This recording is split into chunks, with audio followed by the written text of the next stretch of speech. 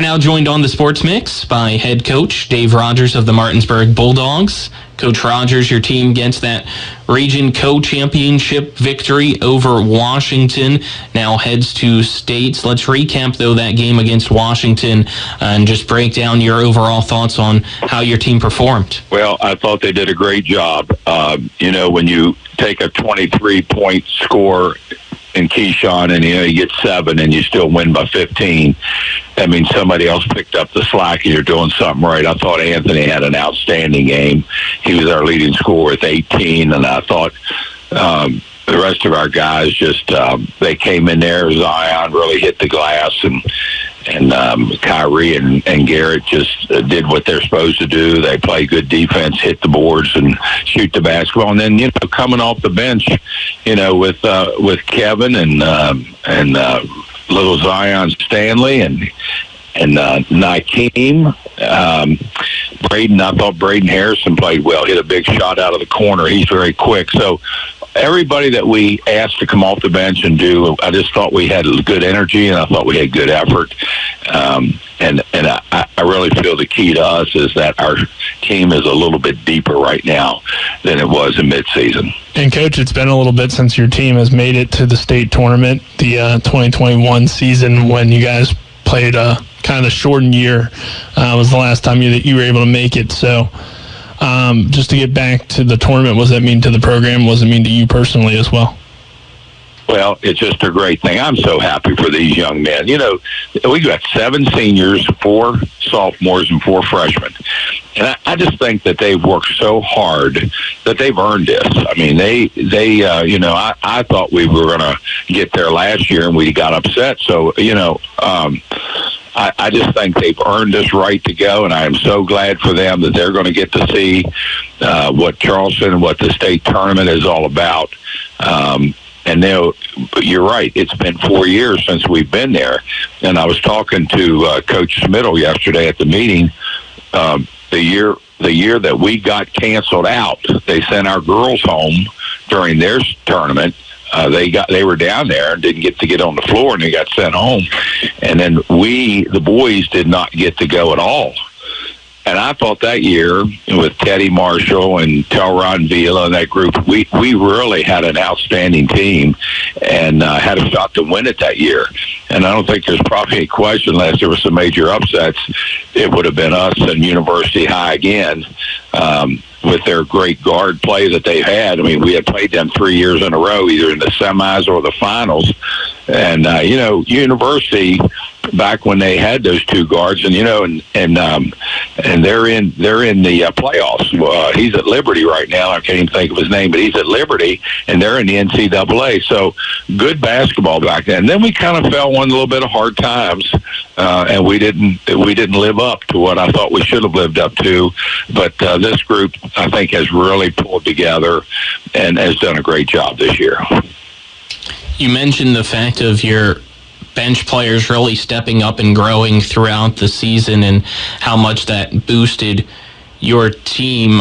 What were your expectations going in just for those guys compared to your starting 5 all seniors heading into the year compared to what it's been now? Well, we thought we had a pretty good 5. I thought they had worked hard in the off season, and then I thought we got a little complacent. I thought we, to the point where, I'm a starter, I've been a starter, and whatever. I thought we got a little complacent. There's nothing in this world like competition, and you have to have that in practice. And with those younger kids that weren't quite ready, we didn't have that competition to push, and now I think we do. You've got to get out of your comfort zone. If you stay in your comfort zone, you're never going to get any better. You've got to get out of it. And I think these young guys have pushed the older guys into that, getting out of that zone and doing it. And then now, right now, they've kind of blended together, the experienced and the younger ones. And now I think they've done a great job of helping each other get to this point. And with how things were this year, you only had to play the 1 game to get to the state tournament. Just what was your thoughts, I guess, on the new format and possibly some changes moving forward? Well, I don't know how they're going to change it unless they put it back to the way they were in 3-3, and then you had to cross over. And, I'm okay with this, and it's like us.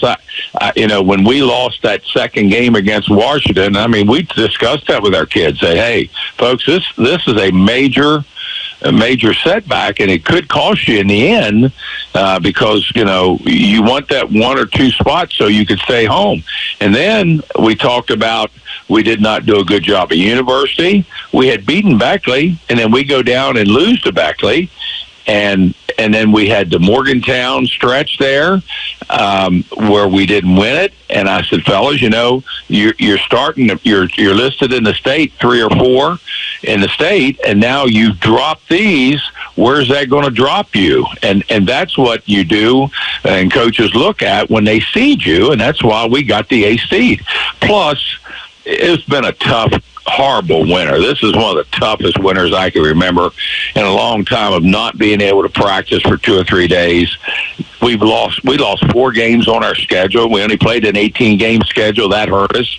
Everybody else, when you look at their record, have played 22 games. I mean, we were supposed to play West Side, and then they get the major flood down there. There was a lot of things that entered into why we got that A seed, and rightfully so. I'm not saying we belong anyplace else, but you control your own destiny by what you do during the season, and everything in basketball and everything in life, it either has a positive or negative consequences. So, when you enter into those situations, you've got to know that if things don't go a certain way. Now, what I feel great about going to Charleston, I think our kids, I love traveling with this bunch. I'm going to tell you what, they're there, they're on time, they do what they're asked to do. When lights are out, lights are out. And, you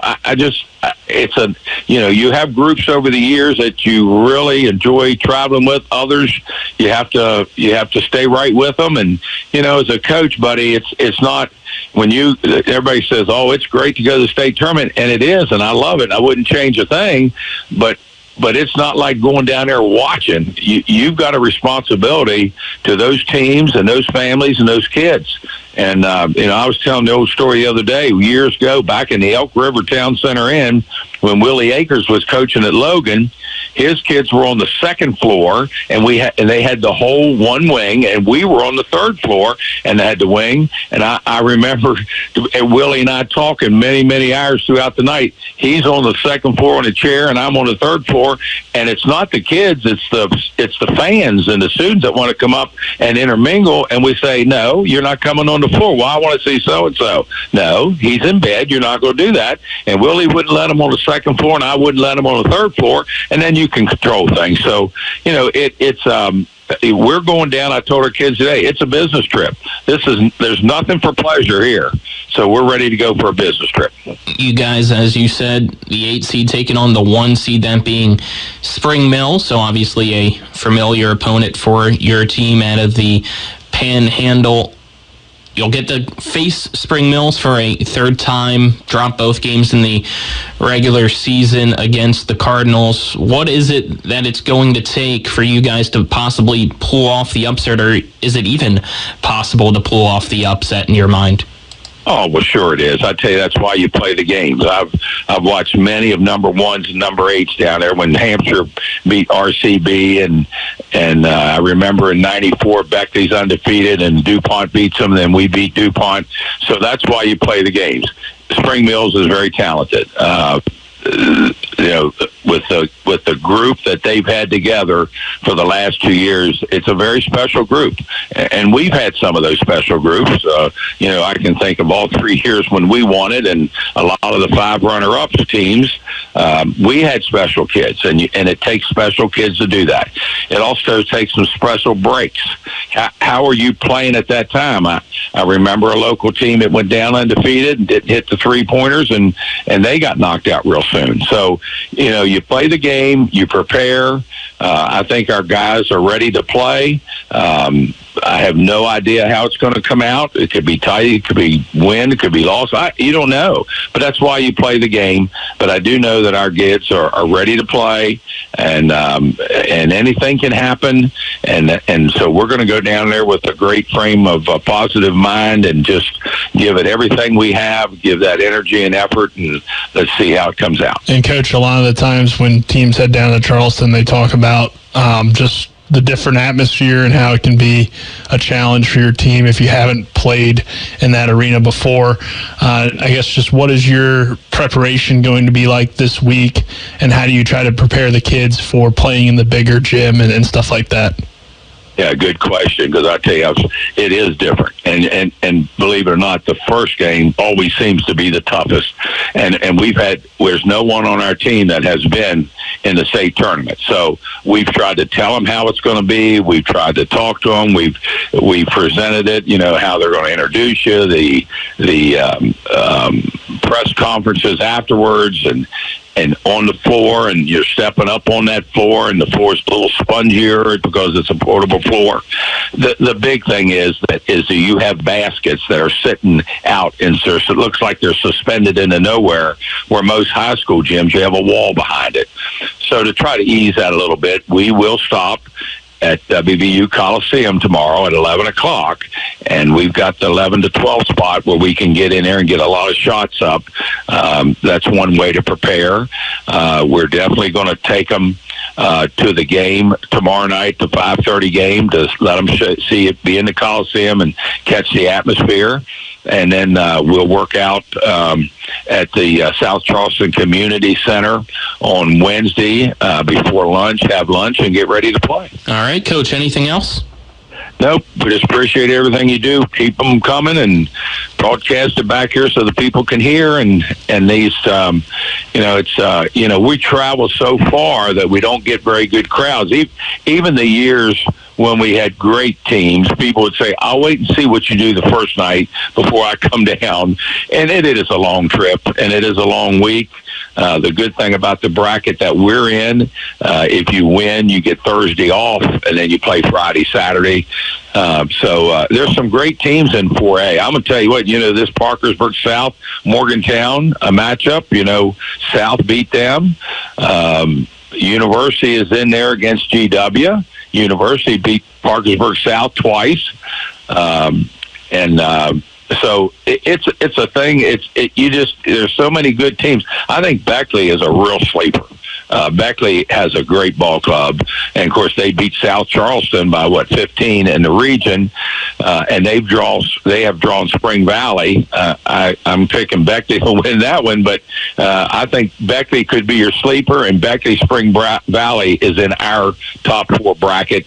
So the winner of our game will play the winner of that game on Friday. Let's go, Dogs. Let's go play. Let's give it everything you got. The pressure's not on us. We're not supposed to win. So let's go play hard and see what happens. All righty, Coach Rogers. Thank you. Appreciate it, and best of luck. Great. Thank you, guys. Thank you.